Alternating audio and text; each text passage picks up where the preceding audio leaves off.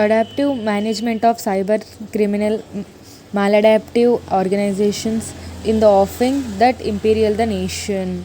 Abstract, the functioning of some of the university level institutions in the country turns maladaptive occasionally owing to mismanagement of academics, adding fuel to the fire. An undesirable nexus between the academics and the police is getting built. As a result, the classical academic environment gets badly affected. Even there were trivial errors targeted by the management for um, nurturing lopsided academics.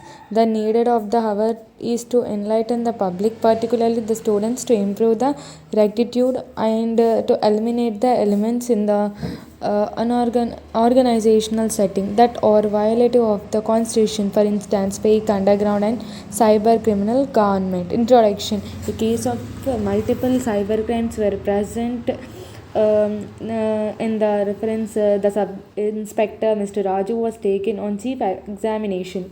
He communicated thus, basing on these documents, I have investigated with the JNTU authorities upon which the name of the accused was elected as a responsible person for this. His submission in page 77 mentioned that the SI marked and accused based on the investigation with the JNTU authorities. However, the details of the investigated JNTU authorities were not revealed in the examination. Further, the details of the interaction between the JNTU authorities and the Cyberabad police authorities was not recorded. Therefore, the judgment of acquittal of accused one was feeble grounds.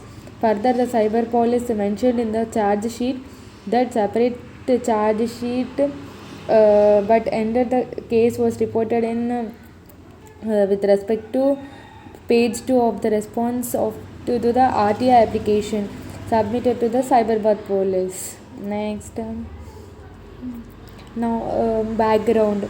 In earlier work highlighted a case of a study of multiple cybercrimes such as sedition and violation of state emblem of India, Prevention of Improper Use Act 2005. The cybercrime website indicated nearly 2000 registrations, which is surprisingly lot a figure for cyber criminal website. The scenario gave rise to cyber forensic research and investigation. The initial complaint in the police station did not get registration. Upon continuous persuasion through RTI approach, etc., finally FIR was filed as a fresh complaint, but in vain. The charge sheet was filed. Prosecution of proceedings in case of accused one was over. As a result, accused one was acquitted. With this background in view, the present research work has been taken. Literature survey. The organization JNTU was affiliated to the Online Cheating Government of Telangana and Online Seditious Government of Telangana. It has been operational in JNTU Hyderabad University during 2011 to 14. Policing and judiciary are not just sufficient in handling cybercrimes. Cyber counseling and guidance is crucial in generating public opinion, national integration, and academic development to the remedy the flaws in handling cybercrimes by organizational means such as police department, be the cause race or religion origin in the right direction. Organized activities are undertaken only in a way that is not prejudicial to the national interest such as national amity, national solidarity, national integration, national sovereignty. In the right direction, organized activities are undertaken only in a way that is not prejudicial to the national interest, such as national amity, national solidarity, national integration, national sovereignty, etc. Next, motivation.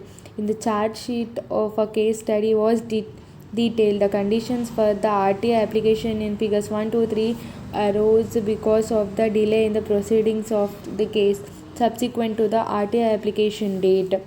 The cybercrime register ignored the sedition angle of the crime. It was registered only much time after an earlier similar complaint was ignored for registration. The cybercrime gives the impression that the motto of the culprit organization is either regional separatism or national separatism. With nearly 1000 registrations involving many staff and students of the university, geared up against law and order was evident from the culprit website. The cybercriminal activity was rampant in JNTUH. Analysis of organizational efficiency. Figure 6 and 7 gives details of the response by the policy to the 48 questions. The response gave information related to first 6 questions. It indicated that the remaining questions were related to JNTUH as shown in figure.